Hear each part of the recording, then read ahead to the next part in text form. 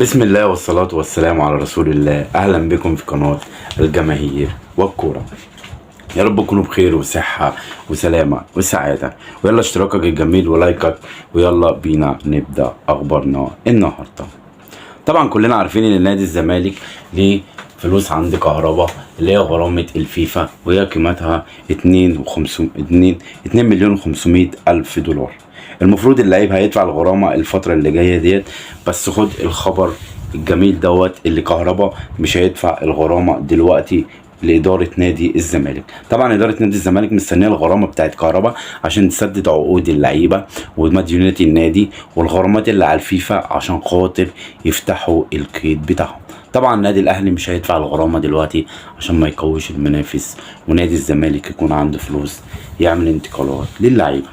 خبرنا التاني النهاردة إني هقول لكم مين اللعيبة اللي بشكل نهائي خلاص رحلوا عن النادي الأهلي.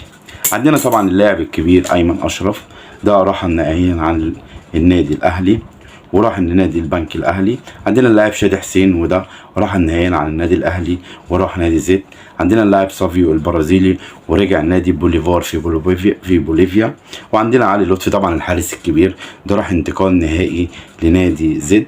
محمد أشرف راح لنادي زد إعارة. والتر بواليا ميكاسوني بيع نهائي. محمد فخري إعارة. محمد محمود عمار حمدي الأهلي استغنى عنهم وخلاص هيتباعوا، يبيعوا نفسهم بنفسهم تقديرا من النادي الأهلي ليهم.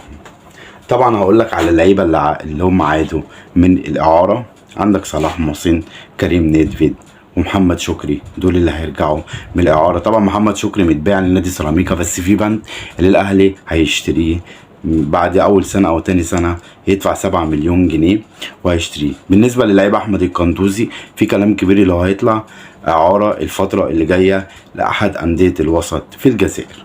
خبرنا الثالث النهارده، رسميا النادي الأهلي يجدد للمدافع الدولي محمود متولي. طبعا النادي الاهلي جدد لمحمود متولي سنتين، هيبداوا من اول 2023 2024 2025 2026.